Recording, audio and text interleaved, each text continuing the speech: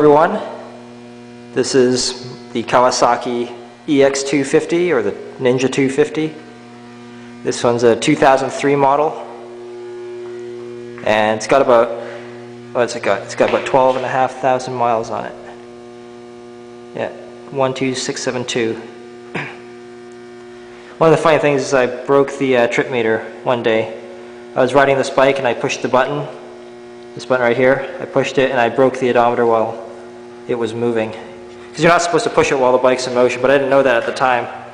So now it counts 111, 222, 333, 444, and then when it gets to about 555, I think it starts to climb correctly. It starts to count right. One of the nice features of this bike is it's got a center stand right there. So that allows you to inspect the rear tire more easily without using a swing arm stand.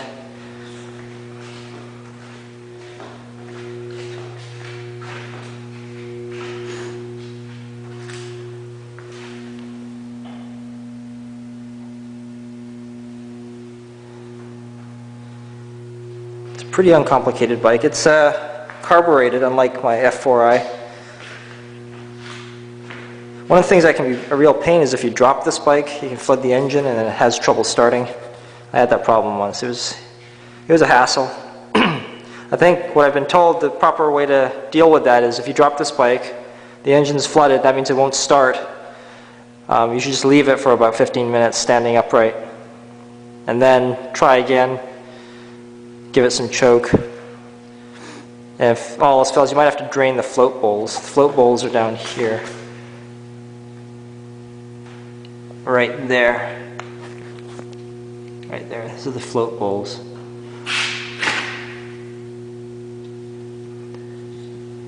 And you can see there's a nozzle. Little nozzle, a little nipple right there. And what I do is sometimes I'll hook up if I have to drain these float bowls, I can hook up a straw to that, a little plastic straw with a flexible head, and then just run it out to a bottle here. And just a bottle of, empty bottle, and then just drain the fuel out. You could have a little hex wrench, I think it's a 3mm hex wrench, to open up that valve right there, that little, right there, to open that up and get the gas and whatever else is in there to drain out. So, when I dropped my F4i, that thing started up right away, so I kind of like fuel injected. It would be nice if they would make this bike into a fuel injected one.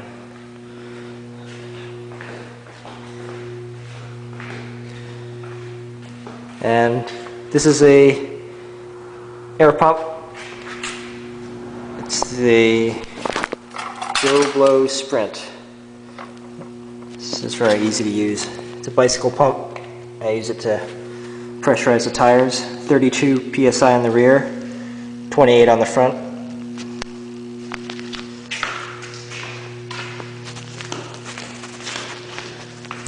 There's an oil check window on the other side.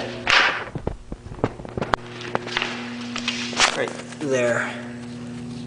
So what you want is, when the bike is up on the center stand, you want that window to be halfway. You want the oil to go up halfway. So it looks like we've got enough oil. It's perfect. That's where you open it up to fill more oil. This bike does burn this particular bike burns a lot of oil at freeway speeds. I mean, it only takes like a few days, and then I have to add more oil. The oil I use is I'm not sure if I have a bottle of it here. This is the oil I'm using. Mobil 1 MX4T 10W44 cycle. So it's full synthetic oil. Apparently after a while you can switch over to synthetic.